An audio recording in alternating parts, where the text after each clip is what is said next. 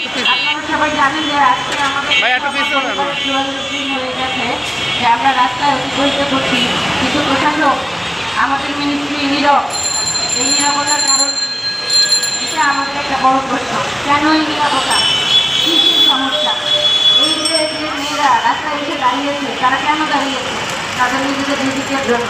অথচ সেই মানুষগুলো আজকে জুন মাসে টোটাল বেতনটা আটকা, তাদের বেতনটা পর্যন্ত দেয় না।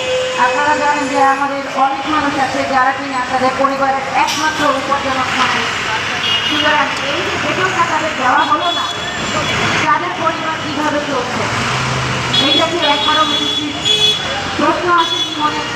যে মেয়েগুলো 45 দিন ধরে আছে, তারা খাওয়া কীভাবে কী হচ্ছে, এইগুলো নিয়ে কি প্রশাসনের কোনো মাথা ব্যথা নেই?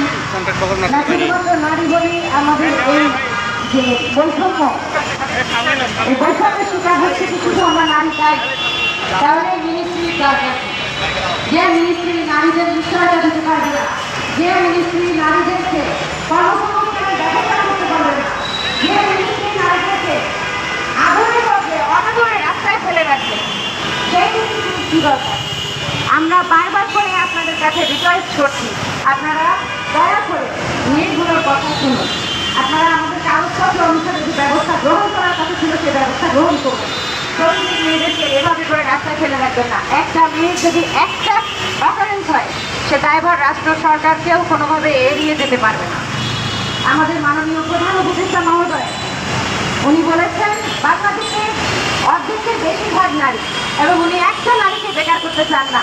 তাহলে এই যে মেয়েগুলো শিক্ষিত 2000 মেয়ে রাস্তায় আজকে বসে আছে, তাদেরকে কেন বেকার করার চেষ্টা করা হচ্ছে? কিসের জন্য বেকার করা হচ্ছে? আপনারা যে আমাদের প্রকল্পের সফলতার উপরে ভিত্তি করে তৃতীয় পর্যায়ে আনতে চাচ্ছেন, সেখানে কাদেরকে নিয়োগ দেবেন? তারা কি আমাদের মতো অভিজ্ঞ হবে? তারা যে আমাদের যে 7 বছরের অভিজ্ঞতা, 14 বছরের অভিজ্ঞতা, সরকার আমাদের পেছনে অর্থ খরচ করে যে ট্রেনিং দিয়েছে, নতুন মানুষগুলো কি সেই অভিজ্ঞতা সম্পন্ন হবে? তাহলে আমরাই যে শুধুমাত্র ক্ষতিগ্রস্ত হবো তাই না, সাথে সাথে উপজেলায় যে আমাদের মা বোনেরা আছে যারা যে কোনো তথ্য বলতেই বোঝে তথ্য আপার অফিস, কোথায় যাব এই তথ্যের জন্য? তথ্য আপার অফিসে যাও।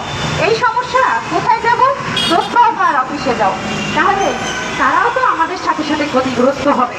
কারণ যে নতুন মানুষগুলোকে আপনারা নিয়োগ দিবেন, তারা আমাদের মতো এই যে একটা ফেস ভ্যালু আমরা তৈরি করে ফেলেছি, 7 বছর ধরে তারা গ্রামীণ সুবিধাবঞ্চিত নারীগুলো তথ্য আপার অফিস কিনে কিছু সমস্যা হলেই দৌড়ে আসে তারা আমাদের কাছে, এবং নির্দ্বিধায় বোনের মতো করে সকল সমস্যা আমাদের সামনে শেয়ার করে। তো এই যে আমাদের আপনারা তুলে